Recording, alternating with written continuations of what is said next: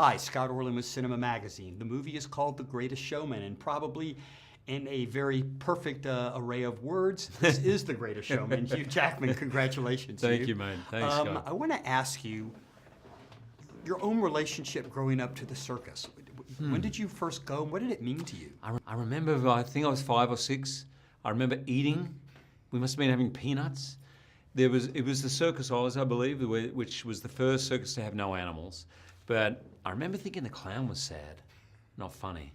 And being amazed by how close we were and the risk. Like, I remember being worried for the performers. But now, in the last 5-10 years, I would say the only circus I've been to would be Cirque du Soleil. I want to ask you too, because after watching this movie, you really are so incredibly charismatic in front of a crowd and an audience.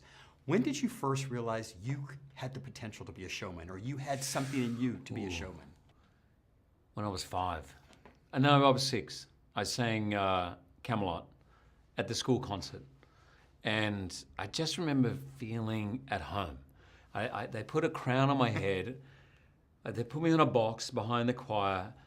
And I was really enjoying. Then I remember the crown being too big and it fell right over my face to hear. And I kept singing and I was really like worried. And then I could hear everyone laughing. I was like, oh, it doesn't really matter what happens. If you go with it, people seem to enjoy it. I just remember that feeling, being on stage, feeling at home.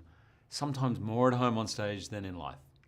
What's fascinating about this movie, obviously it's a great piece of entertainment, but that it showcases and it kind of acknowledges the outsider. Yeah. Is that people who normally every day aren't the anointed ones. Yeah. And I was wondering if you could remember a point in your own life where maybe you were the outsider and people didn't or looked at you differently. Oh yeah, man. It is ironic to me, the man who really changed our view on society, who brought these oddities out in the open. Tom Thumb was the most famous person on the planet in his age, right? And prior to him, he was just locked in a basement.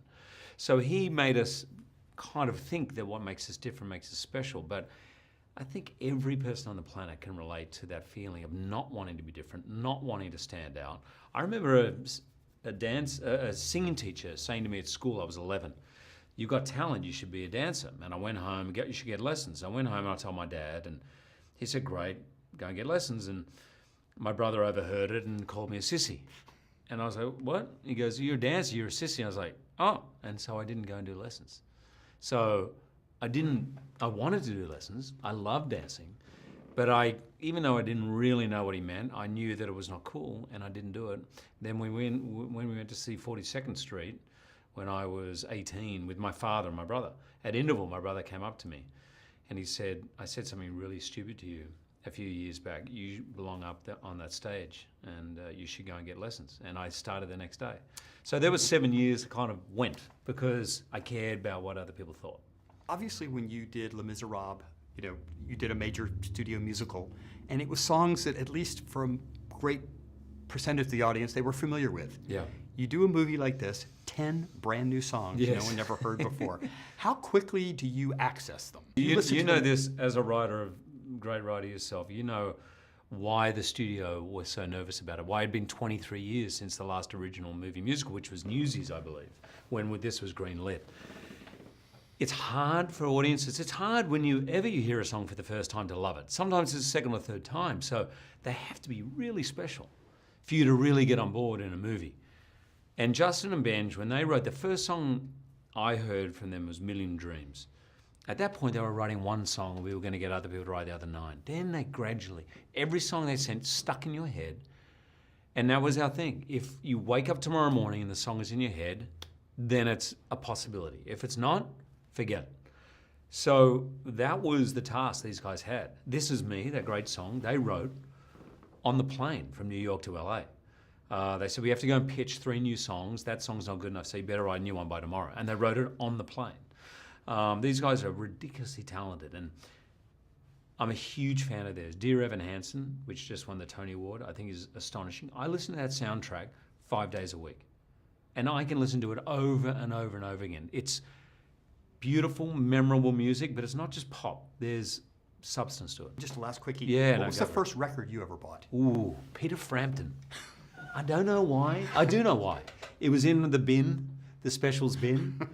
And he had one song that I can't remember now. He had one hit, Peter Frampton. And I'd heard on the radio. The second album was I'm in You, but the first one... That could be you. That could be it, but I remember going, oh yeah. And I remember getting it home and listening to it, and I was like, I don't think that Baby, was I Love Your Way. Baby, I love your way. Yeah, every day. Is that it? Oh, baby, I love you. That was my first. And then the Beatles' White Album was my second. So it certainly went up. And then Deborah Lee was your third. Hugh Jackman, as always, thank you. And this is Scott Orlin. Until next time. Thanks, Scott. Boy, I was like,